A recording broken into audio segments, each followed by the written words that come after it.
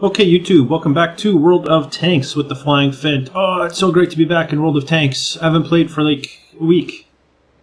I wanted to play, but I haven't played.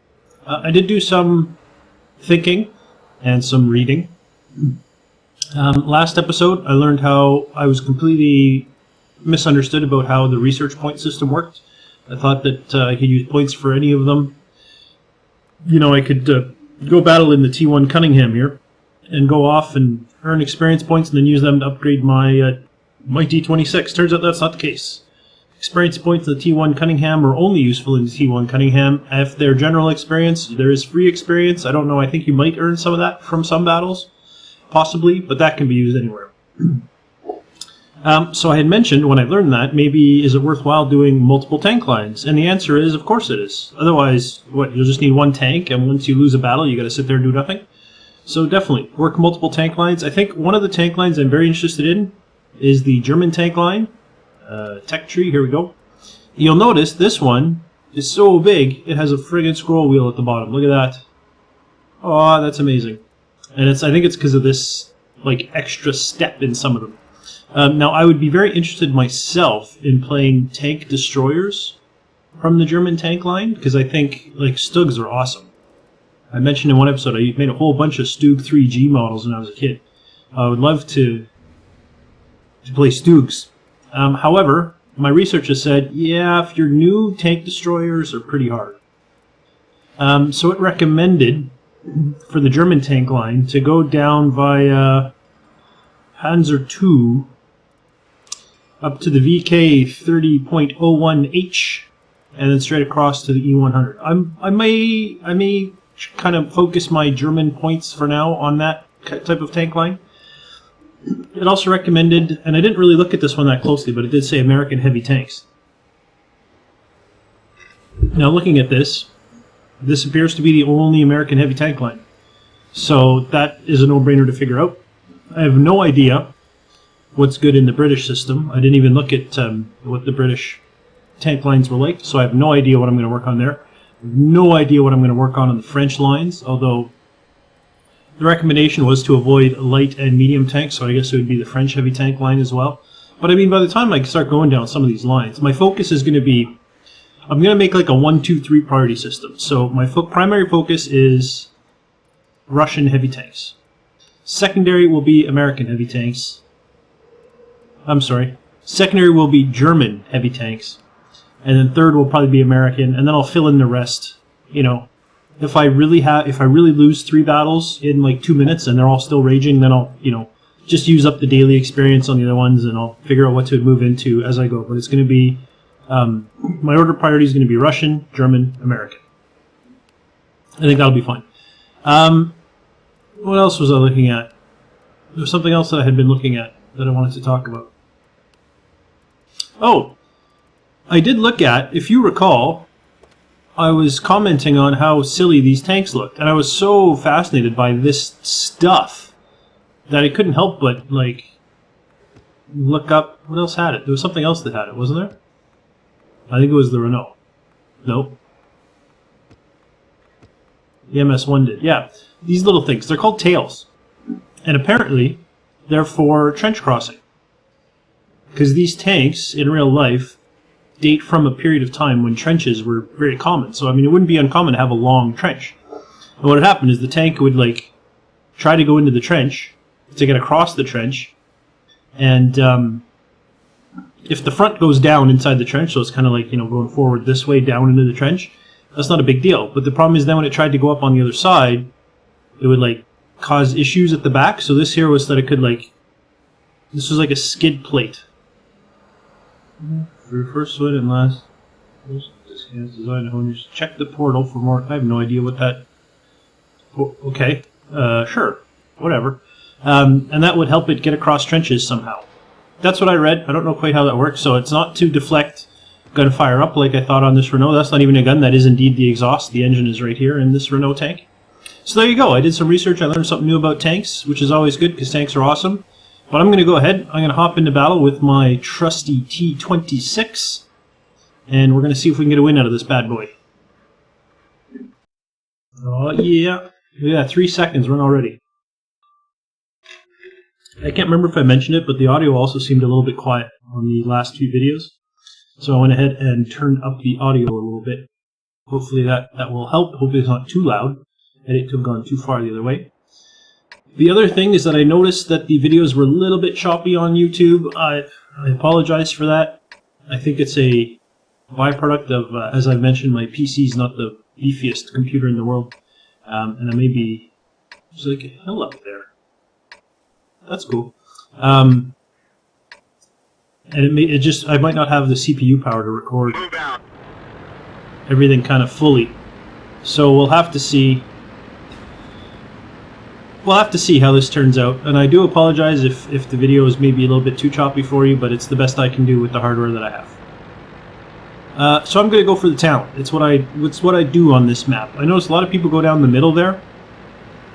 I don't know. It's been... Oh, look at that. If I push control, I can move the mouse. Oh, that's nifty. It's been a week, and I've only played like 3 or 4 games of this. I'm about to move into where there's no cover. I don't want to do that. Let's get me back to some cover. There we go.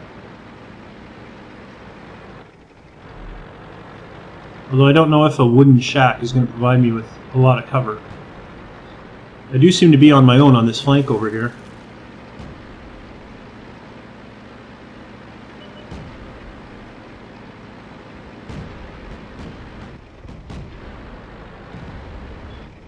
There we go. There's somebody. Pretty sure I missed. Enemy is hit. Hit him that time. Got him. Dead. Fantastic.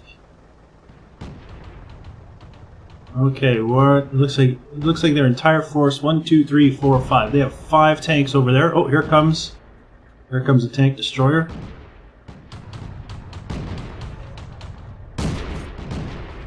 No, I was hoping he was just behind a wall or something, but it looks like he is in fact in cover. And of course I am not. So let me just kind of slink back behind this building a little bit more. Seems reasonable.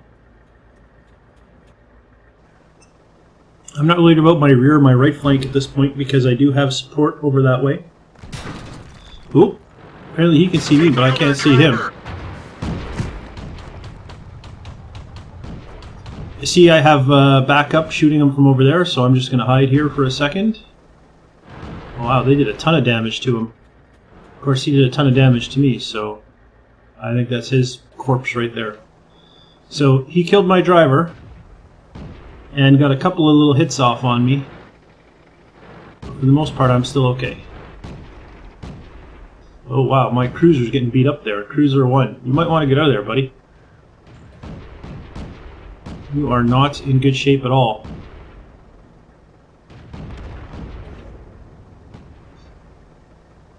Wow. PZ2, okay, so here we go. A lot of my forces, well, maybe not a lot. Some of my forces are starting to advance around that corner. So I'm going to go ahead and join them. Help support and reinforce.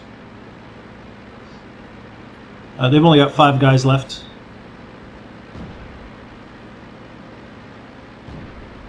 Alright, here we go. I think I'm slower because I don't have a driver. I'm surprised, like, how am I driving? Who's doing the driving? Did the tank commander move to the driver?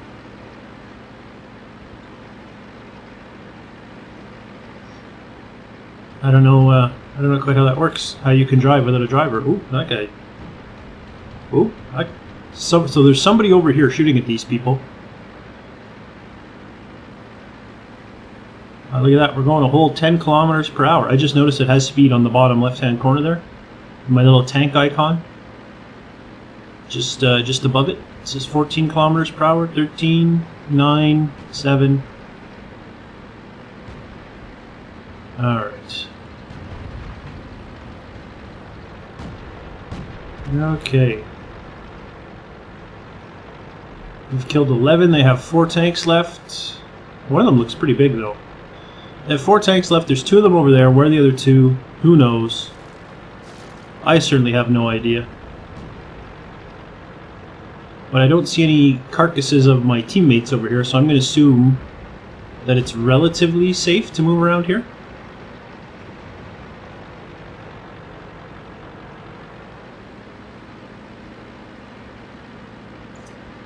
Relatively being the operative word there, although I'm starting to feel pretty exposed. I have absolutely no cover over here.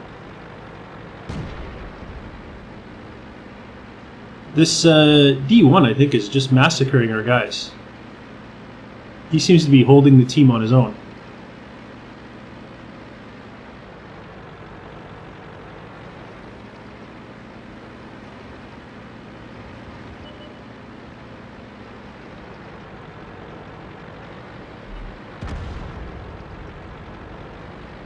What? Did that guy drive into him? Is that what happened? I'm gonna have to watch that replay myself. I think that guy just drove into him. So where's the rest of their tanks?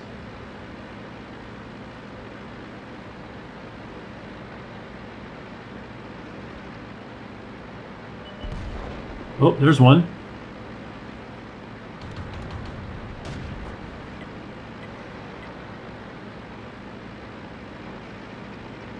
Yeah, I know attention sector K4. That's where I'm headed.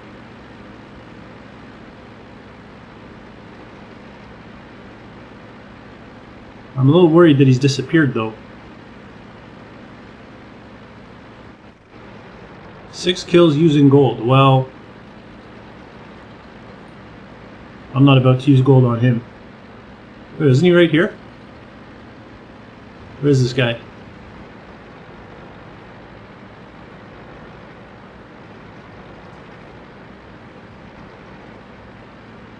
I don't think I can go up this hill, so I don't know how I'm going to find him. I guess I've got to go around. There he is.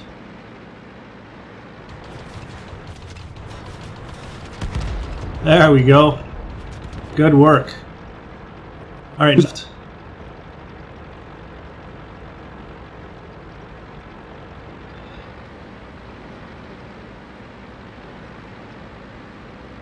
Maybe AFK, that's a good point. So let's just drive into their base, I guess, and see if we can see them in there.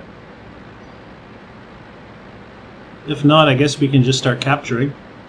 I did read, I think, if I'm not mistaken in what I read, you get more points for killing than you do for capturing. So if we can find the last guy and kill him, that would be better than capturing the base. There he is.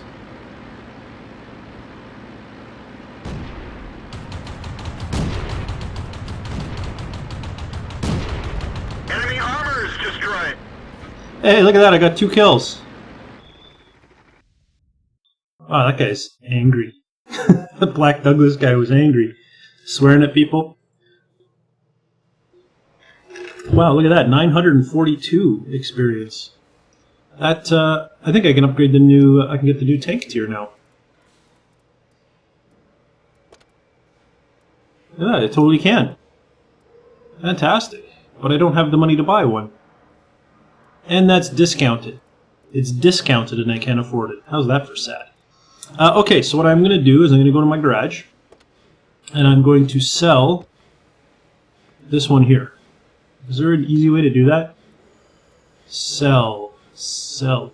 Deep, was it the deep? I think it's the depot I go to sell, right? Yeah. So here we go. No, not my T26. I wanted my MS1. Right? Tier 1 light tank. Yes, I want to sell it. And then the T26 I will also be able to sell. Is there any... Let me see. It cost me 305 to repair. 305 to repair. And can I sell it when it's damaged? I cannot. That makes sense, I suppose. So let's go ahead and service it. We will... I probably don't need to put ammo in it, though. Do I? Let's put no ammo in it. Now can I sell it? Depot. I can. Outstanding. And I will get $3,000 for it. Oh! Send to barracks. Is there any reason sending to barracks? It's a Russian light tank. And the next tier is a Russian medium, is it not? No, still light. So I do want to keep that crew. So go to the depot. The T26 send to barracks is exactly what I want. Do that. Then I want to go to the tech tree again. I want to go ahead and buy... Oh, it's 19. I thought I had enough. I don't. I'm short. Just a few bucks. So we're going to have to go fight something else, and it was the German tank line that was going to be second. I have not played this tank yet. Oh, I'm looking forward to it, though. It's fantastic. Yeah, so I'm going to go ahead, fight a battle with my Lichttraktor here. I think I'm pronouncing that semi-right. Lichttraktor. Licht? Oh, no, there's a T there. Lichttraktor. Okay. That'll be next. And then we'll be able to buy our T46, was it? Not service record, tech tree. Our T46. But that'll be the future episode. For now, thanks for watching, and I'll see you next time.